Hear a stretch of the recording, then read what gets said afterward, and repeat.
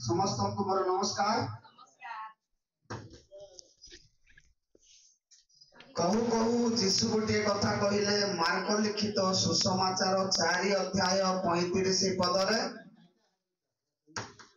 कौन कहले टिके पढ़ंतु।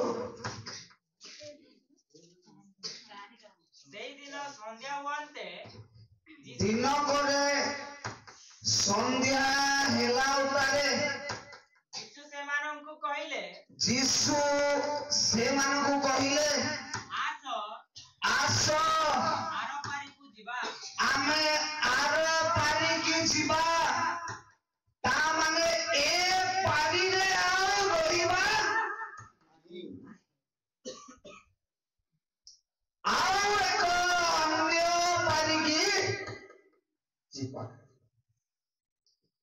अन्य पारी की कहिले ता अन्य आरो पारी की आरो दिन आड़कू आरो मास आड़कू आरो वर्ष आड़कू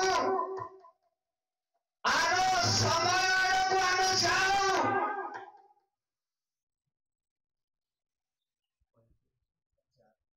केमती जीवाकू पड़िबो ताकू आउ सम्मुख को आनी हब तथापि जाए वर्तमान परमेश्वर महानुग्रह आमे एक पारी नु आउ अन्य एक पारी को आमे जाइछु ओठा ओठा पारी रे आमे पहुंचीछु वर्तमान एबे एही नव पारी रे बा नवा समय रे नवा दिनर नवा तारीख नवा समय रे हमरो वाक्यर आलोचनार विषय कौन माने विलाप पुस्तक 2 अध्याय 16 पदर खंस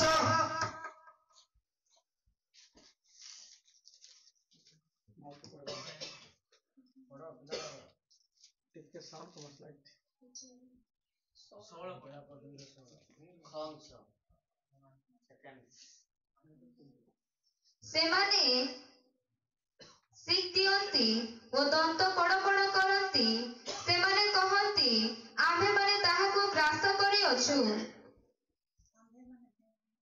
विलाप 2 अध्याय 16 पदर खंस आम्भे माने जेउ दिनर अपेक्षा कलु आमे जेउ दिनर अपेक्षा कलु ए अवश्य सेही दिन प्रिय माने आम्भे माने ताहा पाई अछु आम्भे माने वर्तमान से दिन पाई अछु आम्भे माने ताहा देखि अछु आम्भे माने ताहा देखि अछु प्रिय माने जो दिन देखिबा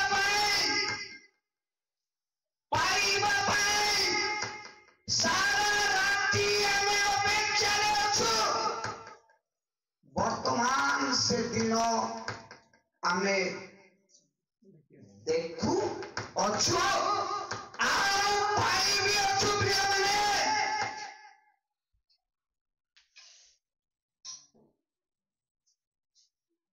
किंतु ए दिन देखिले दिन पाइले यथेष्ट हेब नाई जाहांको पाइबा निश्चित रही अछि तांकु जेबे न पाई तांकु जेबे न देखी आमे इमिति केते दिन देखिले हे केते दिन पाइले हे किछि लाभ हेब जाहांको पाइबा दरकार तांकु न पाई दिन पाइले जाहांको देखिले आम पाई यथेष्ट हेबा दरकार तांकु जेबे न देखी ए दिन देखिबा दिन पाइबा किछि लाभ हेब मोर गला भी बसी जाइछि तेबे जा हे प्रिय माने से दिन वर्तमान आमे पाइछु देखु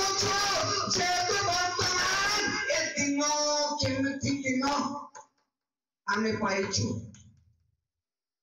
केमिति दिन पाइछु गोटे कथा कहि मो वाक्य समाप्त करिवि जे केमिति दिन पाइछु गीत संहिता 118 अध्याय 24 पद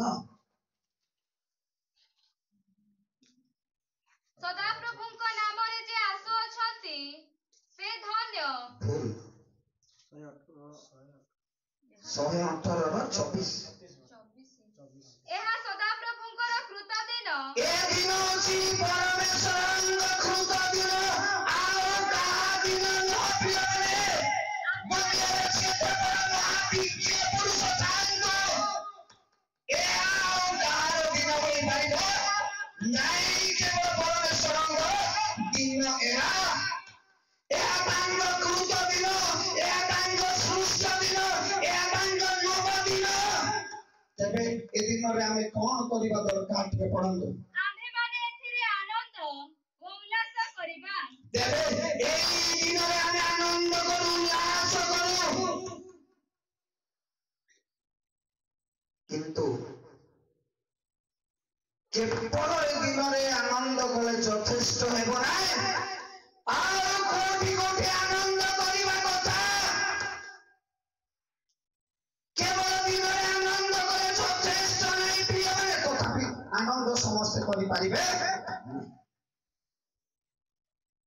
ଏହା ସହଜ ବିଷୟ ନୁହଁ। ଥିଲେ ଏ ଘରେ ସୁନା ଥାଉ ଟଙ୍କା ଥାଉ ପଇସା ଥାଉ ଆନନ୍ଦ କିନ୍ତୁ ସମସ୍ତେ କରିପାରିବେ ନାହିଁ ବୋଲିବା ପାଇଁ ବାଇବେଲର କାର୍ଯ୍ୟ ପ୍ରମାଣ ଅଛି। ଦ୍ୱିତୀୟ ବିବରଣ 28 ଅଧ୍ୟାୟ 47 ପଦରେ ଲେଖା ଅଛି ଯେ ତୁମ୍ଭେମାନେ କଣ କାରଣ ତୁମ୍ଭେ ସର୍ବପ୍ରକାର ସମ୍ପତ୍ତି ଯେହେତୁ ତୁମ୍ଭେମାନେ ସର୍ବ ପ୍ରକାରର ସମ୍ପତ୍ତି ବହୁଳ ରୂପେ ପାଇଲେ ହିଁ ବହୁଳ ରୂପେ ପାଇଲେ ଆନନ୍ଦରେ ଓ ପ୍ରଫୁଲ୍ଲ ଚିତ୍ତରେ ଆନନ୍ଦରେ ଆଉ ପ୍ରଫୁଲ୍ଲ ଚିତ୍ତରେ ସଦାପ୍ରଭୁ ତୁମ ପରମେଶ୍ୱରଙ୍କୁ ସେବା କଲ ନାହିଁ। ପରମେଶ୍ୱରଙ୍କ ସେବା ତୁମେ କରିପାରିବ ନାହିଁ।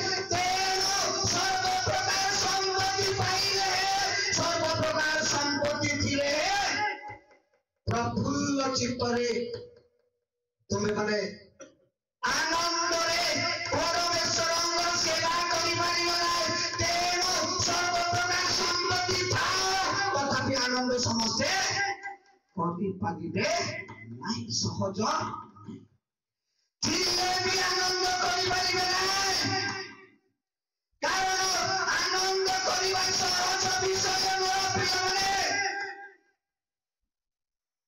କରିବେ କେଉଁମାନେ ଆନନ୍ଦ ନଥିଲେ ବି ଅଛନ୍ତି ଆନନ୍ଦ କରିବେ। କେତେକ ଲୋକଙ୍କ ଘରେ ଥିଲେ ବି ଆନନ୍ଦ କରିପାରିବେ ନାହିଁ ଆଉ କେତେକ ଲୋକଙ୍କ ଘରେ କିଛି ନଥିଲେ ବି ଆନନ୍ଦ କରିବେ। କିଏ କରିଛନ୍ତି ବାଇବେଲରେ କିଛି ନଥାଇ ଧନ ନଥାଇ ଟଙ୍କା ନଥାଇ ପଇସା ନଥାଉନି କିଛି ନଥାଉନି ଆନନ୍ଦ କିଏ କରିଛନ୍ତି ବାଇବେଲରେ।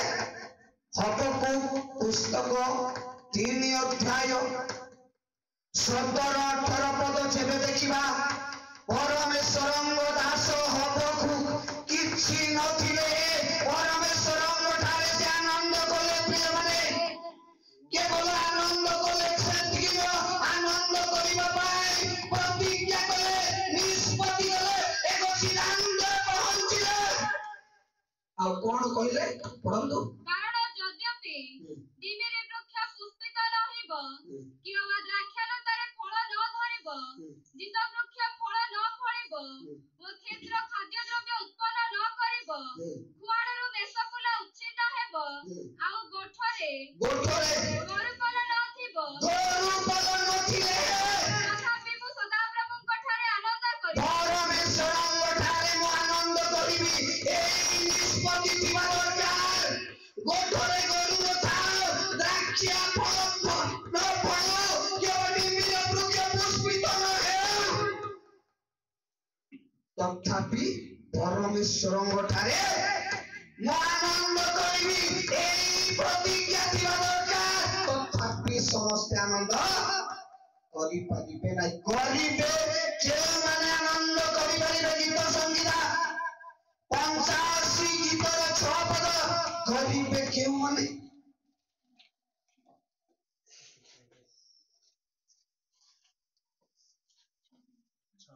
आहे आस ଉବୁଡ ହୋଇ ପ୍ରଣାମ କରୁ। ତୁମ୍ଭର ଲୋକମାନେ ଯେପରି ତୁମ୍ଭଠାରେ ଆନନ୍ଦ କରିବେ, ବାସ୍ କେବଳ ତୁମ୍ଭ ଲୋକମାନେ ଅର୍ଥାତ୍ ପରମେଶ୍ୱରଙ୍କ ପକ୍କା ଲୋକମାନେ ଆନନ୍ଦ କରିପାରିବେ। ସେମାନେ ତାଙ୍କ ରକ୍ତରେ କିରୀଟ, ଯୀଶୁ ଖ୍ରୀଷ୍ଟଙ୍କ ରକ୍ତରେ କିରୀଟ ହୋଇଅଛନ୍ତି, କିଣା ଯାଇଅଛନ୍ତି। ପ୍ରିୟମାନେ, ବାସ୍ତବରେ ଏପରି ପରମେଶ୍ୱରଙ୍କ ଲୋକମାନେ ଆନନ୍ଦ କରିପାରିବେ, କିନ୍ତୁ ଦୁନିଆରେ ଆଉ ସମସ୍ତେ ଆନନ୍ଦ କରିପାରିବେ ନାହିଁ। ତେଣୁ ପ୍ରଥମେ ଆମେ ପରମେଶ୍ୱରଙ୍କ ଦିନରେ ଆନନ୍ଦ କରିବା ପୂର୍ବରୁ ପରମେଶ୍ୱରଙ୍କ ଠାରେ ଆନନ୍ଦ କରିବା ଦରକାର। ତାପରେ ଦ୍ୱିତୀୟରେ ଆଉ କୋଉଠି ଆନନ୍ଦ କରିବା ଦରକାର ମାନେ ଗୀତ ସଂହିତା 31 ଅଧ୍ୟାୟ 7 ପଦ। ଆଉ କୋଉଠି ଆନନ୍ଦ କରିବାକୁ ହେବ? ମୁଁ ତୁମ୍ଭ ଦୟାରେ ଆନନ୍ଦ ଓ ଉଲ୍ଲାସ କରିବି। ବାସ୍ ପରମେଶ୍ୱରଙ୍କ ଦୟାରେ ଆନନ୍ଦ କରିବା ଦରକାର।